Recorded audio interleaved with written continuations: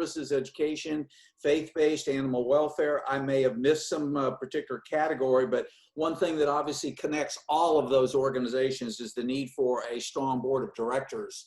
So today is going to be a bit of a whirlwind. Those of you that have been with me in the prior trainings that we've done know that we cover a lot of ground quickly.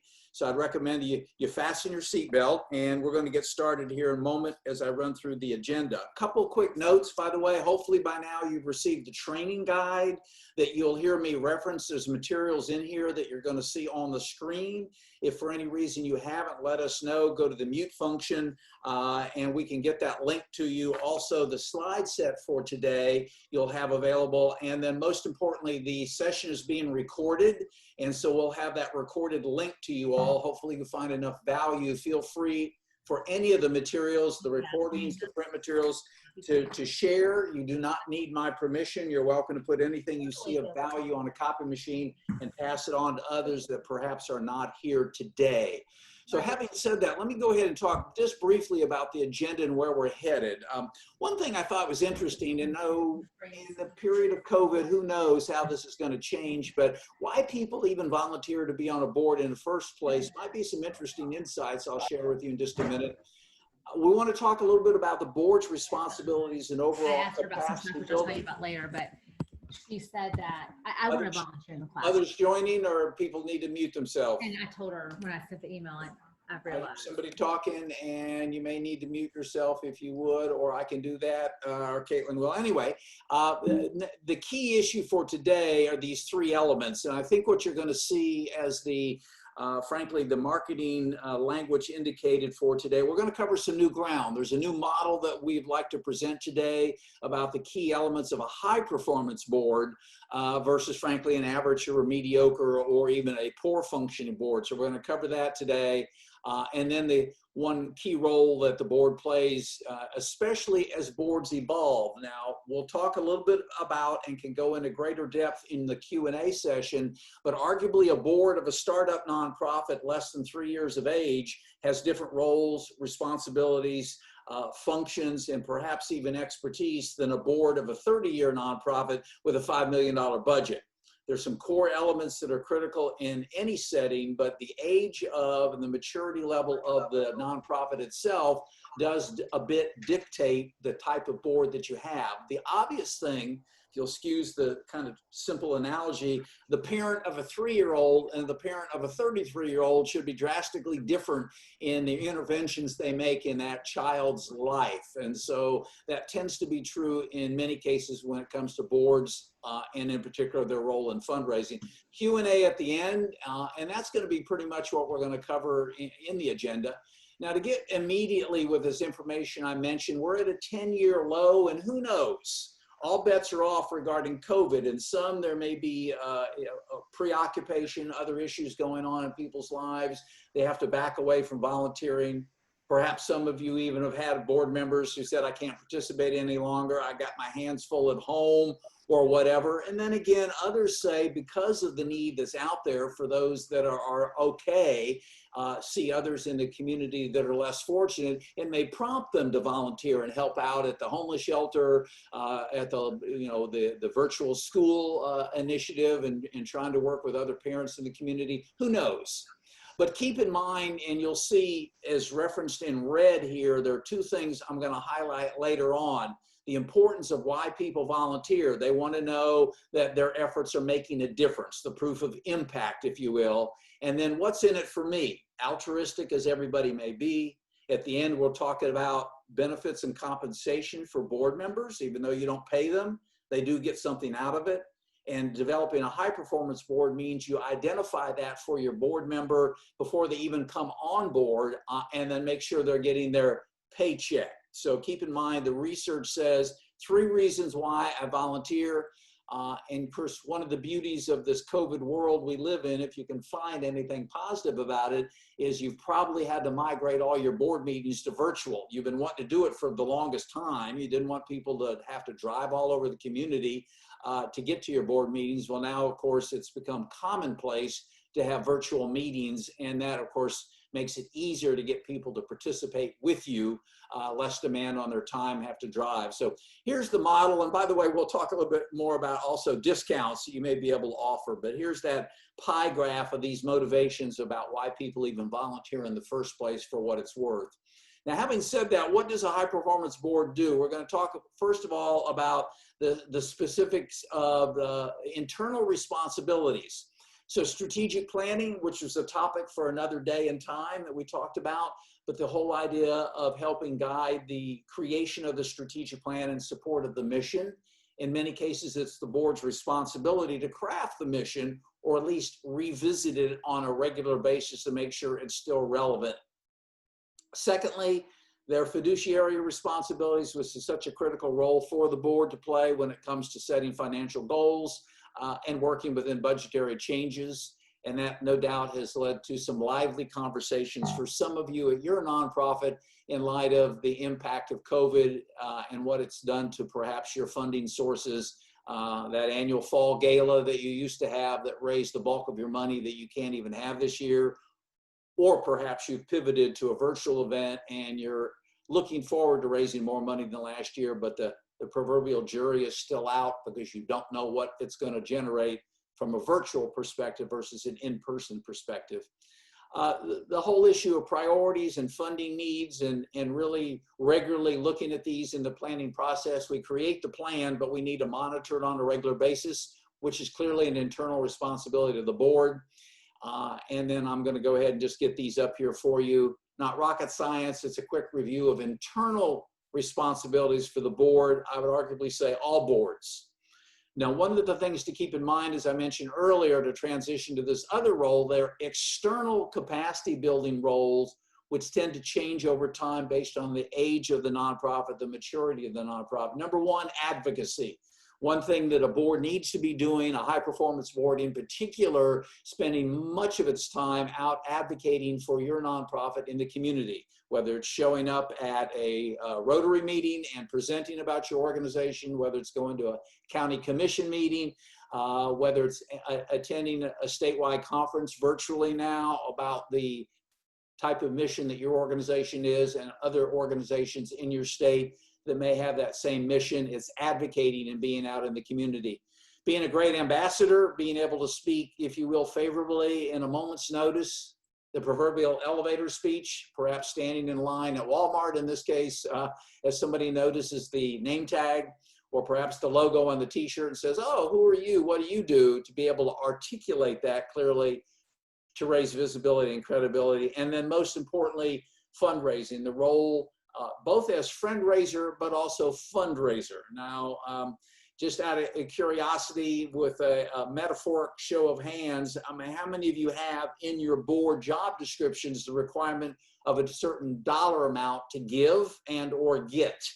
Clearly, it's an uncomfortable topic early on if you're introducing it to a board that's not done this, but for the high performance board, the expectation is always you're going to help raise money for us and you're actually going to write a check. This gets off into a bit of a tangent, but you never want to be in front of a major potential donor doing the ask in their living room or virtually and have them say, well, what is the giving policy on the part of your board? And hesitate. I'm not really sure. Oh, we don't have a policy. No, you want to be able to say, even before ask of the major potential donor, I'm delighted to announce also that we have 100% giving policy on every member of our board. Every year, every board member writes a check to the organization. You don't have to reveal the amount, but clearly the board has a role to play in fundraising, including giving of their own treasure. So in a nutshell, it's be knowledgeable, be a champion, and be a donor. If you look at a high-level overview of what the ideal high-performance board should be doing.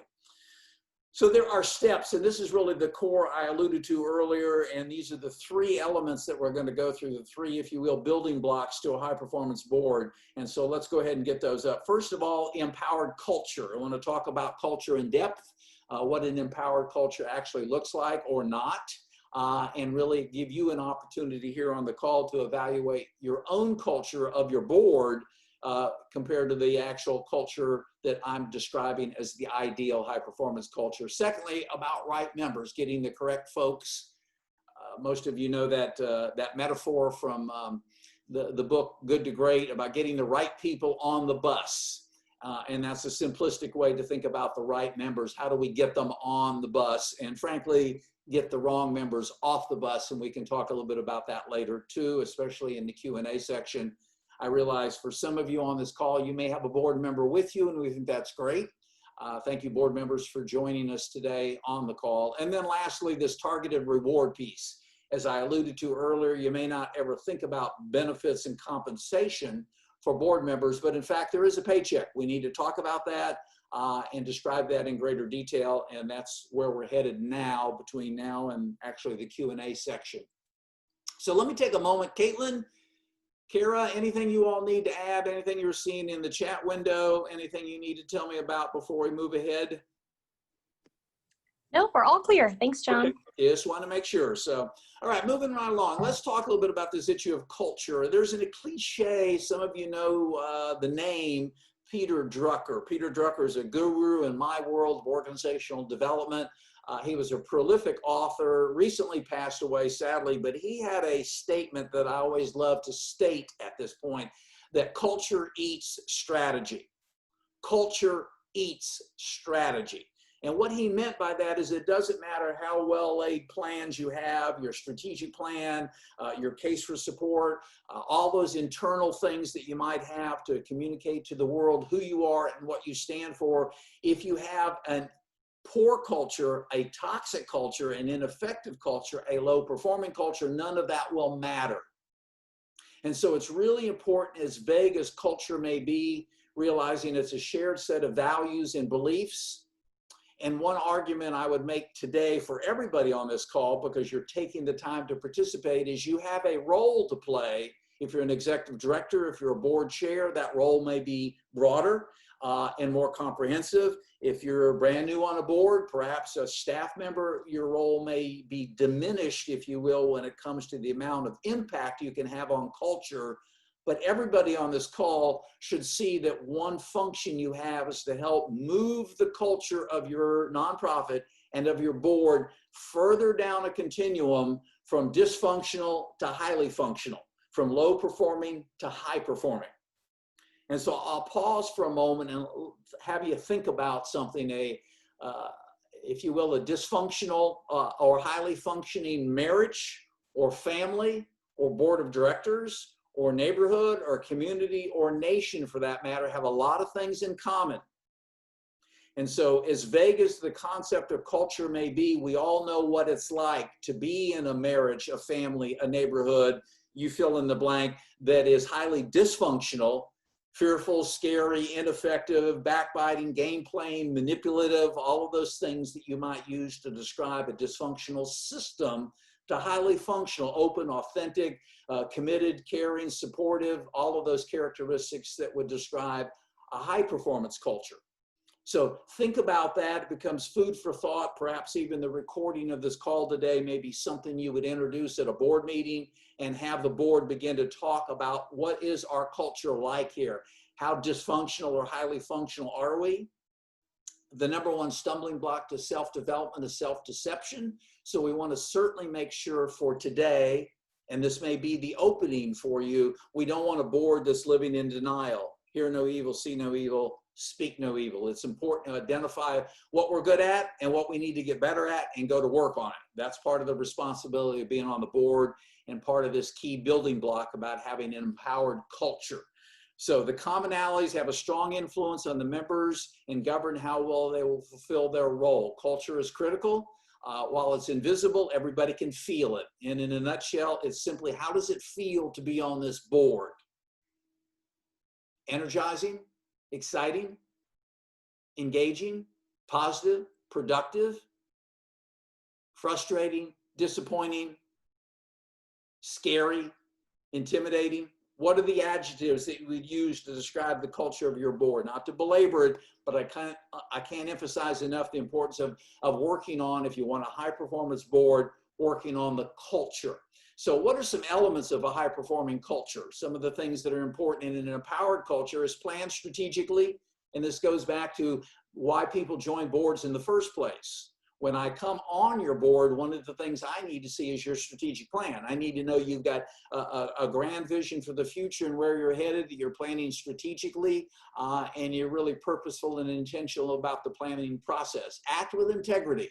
There's nothing going to be demoralizing more quickly for somebody in a volunteer role is to see that we're not acting with integrity. You know, comments are made at the board meeting. There's roll of the eyes. People lean over and whisper to one another nowadays, and you all know it. Somebody texts to somebody else across the room. Somebody slides a note over in an obvious or not so obvious fashion. Are we operating with integrity here? Open, honest, high authenticity, or not? So that will demoralize and really diminish the power of your board, especially among volunteers. There's nothing that will do that more quickly than for me to see this board is being run with an absence of integrity. And then lastly, document the impact. What difference do we make? As I alluded to earlier in the research about why people volunteer in the first place, they want to see their efforts are going to have an impact. It's going to be something that's going to produce results they can feel good about. That's part of that paycheck. So elements of an empowered board is what you're seeing here now. And again, you make note of it. We can do Q&A a little bit later if we get into that. But I wanted to make sure you had an idea about the elements of a high performance board. So moving right along to that next building block, and this gets into the nuts and bolts of populating your board, and that's identifying the right members. So recruiting the right members really means, and that may be part of what today is about. This may be your first step in that process of getting the right members on the board, the proverbial right members on the bus. But keep in mind that I believe you should treat your board as a top priority. As goes your board, so goes your organization. And for a variety of reasons, just like that parent of a 3-year-old to that parent of a 33-year-old analogy I meant earlier, it may mean that while we established our board 7 years ago, the way we went about doing it was very basic and elementary, like taking care of a 3-year-old. It's basic human needs, as you know, changing a diaper, getting them fed, making sure they're well cared for physically. Now they've grown up, or they're growing up anyway, and so we need to become more purposeful about the board and how we go about building it, recruiting for it, and making it a top priority. And literally by attending today's webinar may be one of those actions that you're taking to show the board has always been a priority, but I'm re-emphasizing my effort here going into year-end 2020 and 2021. So determine the sources of needed expertise in the top leaders. Keep in mind early on, it's not uncommon that your board is comprised of people you know. Could even be family members. We just needed to get that 1023 form filled out for the IRS, and they wanted to know the names of 3 board members, and we gave them a spouse, a neighbor, and a brother-in-law. Well, now we've grown beyond that. So looking for the recruitment process, and this clearly could be the role of the board itself, to further refresh itself and repopulate itself by aggressively recruiting the needed expertise and top leaders. And we'll talk about how to identify that in just a minute. Nothing is more frustrating and disappointing and demotivating than being, if you will, presented with an image of this is what it's going to be like to be on our board. Oh, great, I'll volunteer. I'd love to be on your board. And I show up at the first board meeting and I found out what you told me is not at all, if you will, there's a real mismatch between what I was told, what I expected, and what I'm actually getting. So if the board is in transition, if there is turmoil, if you got a new executive director, if somebody's getting ready to resign, if there was some conflict, especially in smaller communities, people probably already know it anyway. Tell the new board member, let them know, yeah, you're coming on board. When our nonprofit is going through a lot of changes, COVID has impacted us, change in leadership has impacted us, or whatever. Or you're coming on board in a very stable, healthy time. We're growing rapidly, and frankly, COVID has brought in even more contributions because we take care of the homeless or the hungry or whatever. Let the board member have an accurate picture of what they can expect being on your board. Explain why they've been recruited to the board. You may want to consider the proverbial dating. We'll talk a little bit further about the committee structure, but perhaps they join as an advisory member of a committee, non-voting member of the board. You get a chance to see how they operate. They get a chance to learn about you. There can be a trial basis, if you will, not unlike dating and even going steady when it comes to recruiting the right members. And then here's the key issue. How do we pinpoint how we go about getting board members? So an inventory, and this is just a sample that you see on your screen. This is one of the items in your study guide, by the way, is a sample inventory. You make up, however, whatever the criteria may be that you need. This is just a hypothetical example. You fill in the names across the top, and then when you get ready to go out and recruit for your board, you've been able to objectively measure what we've got and what we're missing, in particular. So the conversation with the new board member that you're pursuing can, among other things, literally taking this inventory with you or emailing it to the person in advance because you're doing a virtual recruitment of a board member, is to let them know you take board development very seriously. And each year you conduct an inventory of your existing board to find out what additional talent is needed, so you just don't continue to get people that can fog the proverbial mirror, butchers and bakers and candlestick makers with no emphasis on the specifics as far as the skill set, or you fill in the blank, whatever that criteria may be. So this is just a hypothetical example of a simple spreadsheet you can create in Google Sheets or an Excel spreadsheet, or just do as a handwritten note. But keep in mind, having an inventory of the folks that you have and their skill set, therefore makes it a whole lot easier to figure out who it is that you need. This hypothetical example, by the way, you can see we have one person, Kate, who has expertise in the construction trades. So it happens we're just getting ready to build a new facility. It'd sure be great to recruit somebody who's got building experience, hypothetically. The inventory we can come back to, we can answer ask more questions about that. But as I mentioned earlier, in your study guide, you've got an actual blank sample, make your own, but feel free to use this as a training guide to show to people what's an inventory look like. Well, here's one for your consideration. Reinforcing, getting the right members. So here's a key concept out of the private sector. They call it time to value. Perhaps you've said it. You've heard a board member say it. They've been coming to meetings for months now. They're called upon for an opinion, some feedback, and say, well, you know, I'm new on the board. I'm not really sure. I guess if you were asking me, I would suggest X, or gee, I really rather not vote right now or offer my opinion because I'm too new on the board. We haven't got time to wait.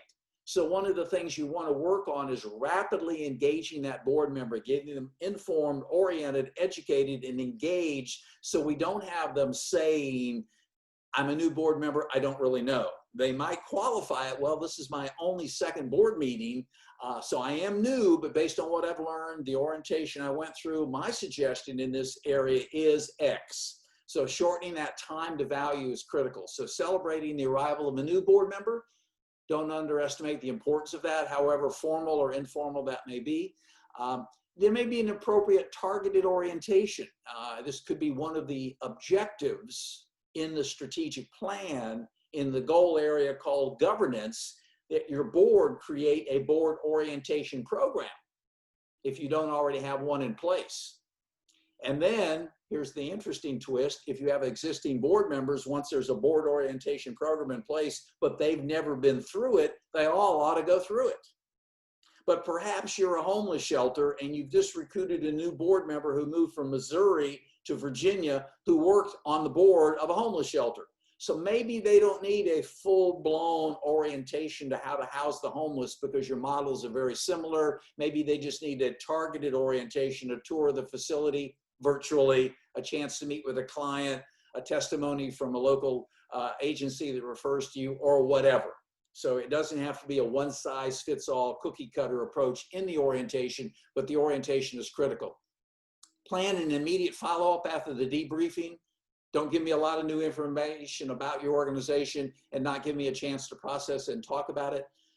Reinforce and reward people verbally, email, on the website, however you all are meeting as a board about the fact that they're going through the orientation. A critical element, just an email from an executive director this morning, they're starting a board buddy program.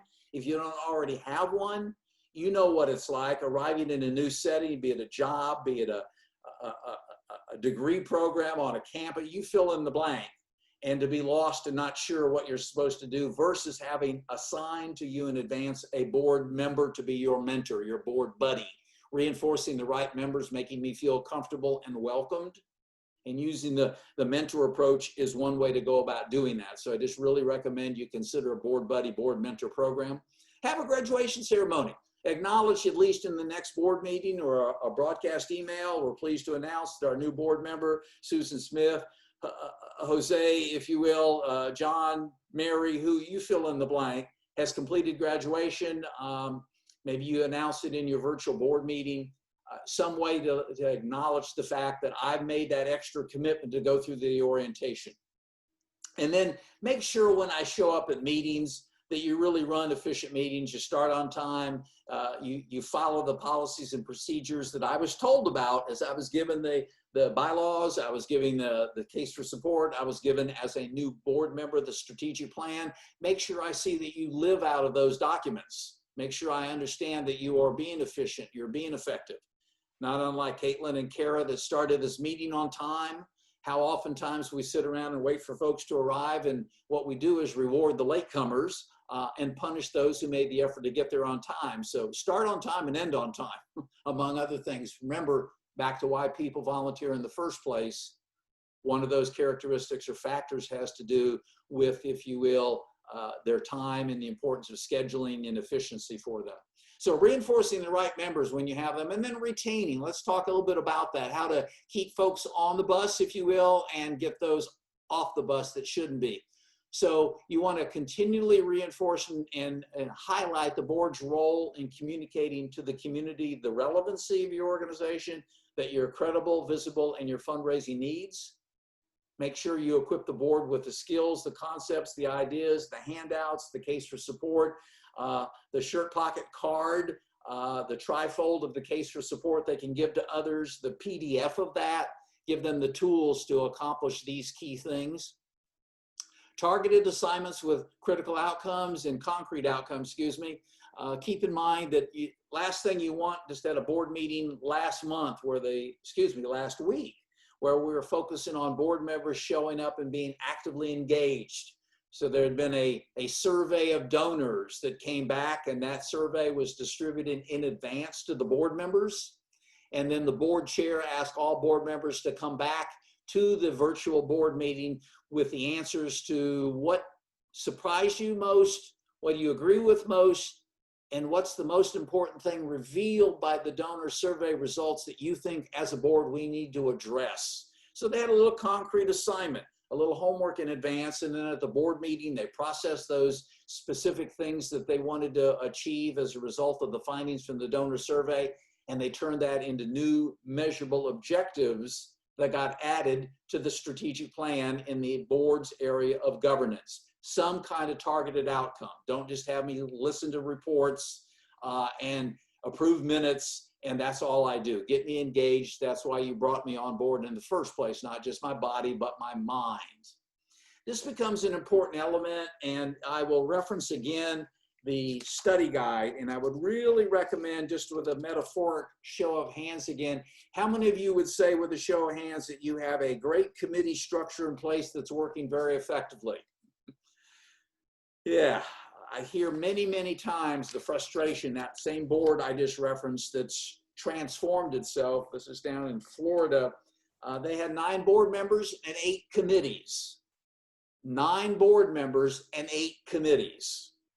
Crazy, inefficient, didn't work well, very frustrating. And what you have in your study guide is actually the summary of some research done by a couple of professors in the nonprofit area at Notre Dame University. And what they came up with is a model I think you would find very illuminating for those of you that raised your hand, identified, gee, we don't have a committee structure that's working very well, that all nonprofits really only need 3 committees: an internal affairs, an external affairs, and a governance committee. So if you've got a committee structure in place, it's working well, disregard what I'm saying. If you're wanting to build a high performance board, you know you need to redo your committee structure. The model in this handout will show you one thing to consider about what you might consider as far as reorienting your board, complete with what those 3 committees would do. What this model also creates, by the way, is getting each board member to pick one of the 3 committees, internal affairs, external affairs, if you will, or governance, that they join as voting members, only one, They can be non-voting advisory members of another committee. And you also could have volunteers from outside the board join one of the three committees as advisory members. That's that dating I mentioned earlier. So the three committee model is some new information. It's something to consider. And in your study guide, there's a summary of that model. I'll be more than glad to answer questions at the end about that or discuss privately offline more information about putting in place a new committee structure if your committee structure is not working well. Nothing's more frustrating in doing exit interviews with board members. One of the reasons we hear frequently they're leaving is the frustration with the whole governance structure and the committees in particular. They're on the board, they've got a committee they attend, and it's just very disappointing and frustrating. So adopt a productive three-committee structure, or just at least develop a productive committee structure, period. Maybe you can argue we need 5 committees, so be it. Just make sure your committees are not getting in the way of developing a high-performance board and retaining the right members on your board. Remember, as I said earlier, if we had never had an orientation program, we've instituted it as a result of the 11 board members that we have. We say, yeah, we need an orientation for those new board members. Ask the existing board members to go through it as well. We've done this several times, and it's invariably the case. We have board members say, I never knew we do that. I didn't know we expanded to Danville. Nobody told us about that program we had in Martinsville. I learned something new about the organization today. Don't underestimate the value of at least having existing long-term board members go through a reorientation. And then regular performance management and coaching. What is also included in your study guide is a chance for board members to set expectations and a chance for board members to evaluate themselves. Remember that, in simple analogy, as a parent of a 3-year-old, you're getting a little feedback from your child about how well you're doing in managing them. They cry or they giggle. As a 33-year-old adult child, that person may be giving you feedback on a regular basis about how well you're doing as a parent.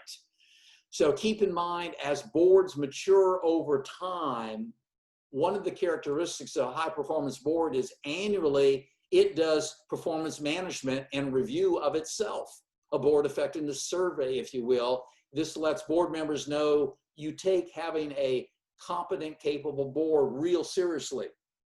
So much so that once a year we have an anonymous online SurveyMonkey board evaluation that we have all board members complete, and we take seriously the findings and we do something about what we say about ourselves as a board. So that lets me know as a board member, this is a real committed group that wants to continue to do better because our nonprofit needs to do better because the need in the community continues to increase. So, and then the career path for board members. We'll talk more about that, but don't underestimate the typical language in the private sector when you're actually hired for a paying job. And the HR function, among other things, in a major employer is to really help you see your future with that organization so you have a long-term commitment to it, retaining the right members, if you will. So, if you will, the third building block, this targeted reward, the one that might have caused you to scratch your head the most at the very beginning, benefits and compensation for board members. Let's talk about targeted rewards. Since you're not paying people, what is it they do get out of it? So developing a compensation package. This is a characteristic of a high-performance, mature board. Now keep in mind, you can just be three-year-old as a nonprofit and have some of the characteristics of a mature board.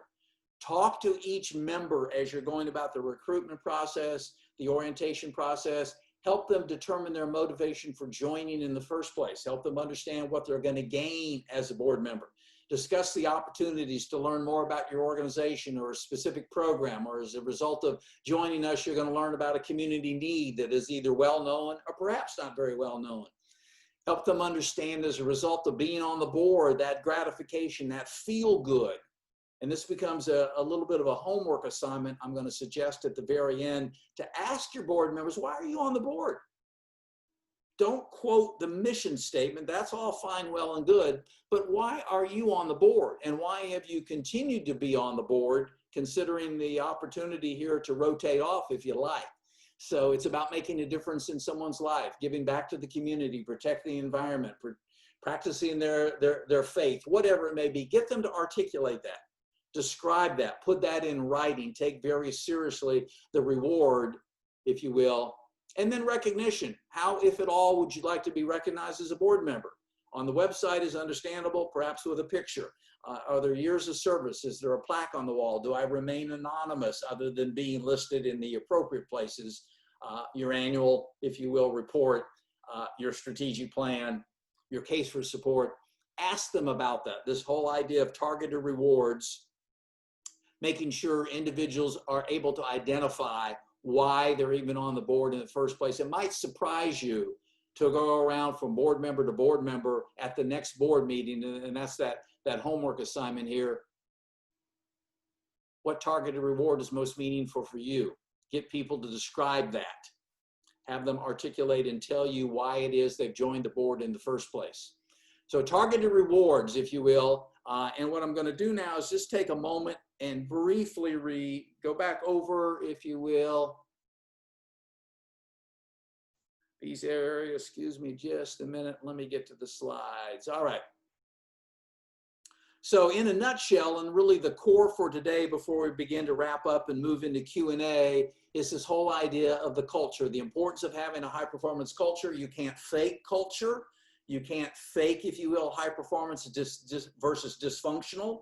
And perhaps you've identified even today, you know, we have our work cut out for us in that regard. Perhaps you're a new board chair, you're a new executive director, or you're right in the middle of trying to point out that the emperor has no clothes on and everybody else keeps saying, oh, he's got beautiful clothes on. You're trying to point out the fact that we don't have an empowered culture. We don't have a high performance board. That doesn't mean we're bad or wrong, only if we ignore it and deny it. The key issue here, remember, the number one stumbling block is self-development and self-deception. So how do we move beyond this dysfunctional or low-performing board to a high-performing board? It starts with that culture that I spoke of earlier, getting the right members. The inventory is the critical way to do that. And I love to hear in the Q&A if anybody is already doing that kind of thing, measuring, doing an inventory in some objective fashion to find out who do we have on the board and who do we need to get on the board. And then how seriously have you taken coming back to existing board members and finding out what they value, and don't just accept, oh, well, I just feel good about being on the board and doing good. Say more about that, capture that, get that as a testimonial for that matter. It may be part of what you'll use in recruiting future board members. So that's the model for today and where we're headed. Now I want to open up to, let me get to our last idea here, the homework assignment after today's call ends. If you've got a board member with you, by the way, turn to them and say, so what do you get out of being on the board? If you are a board member, think about that, and maybe you'll reveal that in the Q&A section that we're about to move into. But this is probably the most important point, and not to sound, if you will, greedy and selfish and self-centered, what's in it for me? There's got to be something there. We got to get that for you as a board member to help build a high-performance board. So that's it in a nutshell. I want to talk about, at this stage, any of your questions that you might have and possibly next steps that you might take in building a high-performance board. So I'd like to open it up. You all know the chat function. Caitlin, I look for your help in this regard as well. But if you would, if you will, mute, everybody can be unmuted, or you can type. Mute all, and I think if we can unmute all. Questions at this stage? You can unmute yourself. Am I getting that right, Caitlin? Love to hear questions you have. I cover a lot of ground, talk very quickly. There may be just a basic question like, repeat what you said 20 minutes ago about, or there may be a detailed question following up what I have been discussing. Who would like to lead with the first question, please? And Caitlin, Kara, anything I left out? Anything you hoped I would cover today you want to go ahead and add first? Go ahead.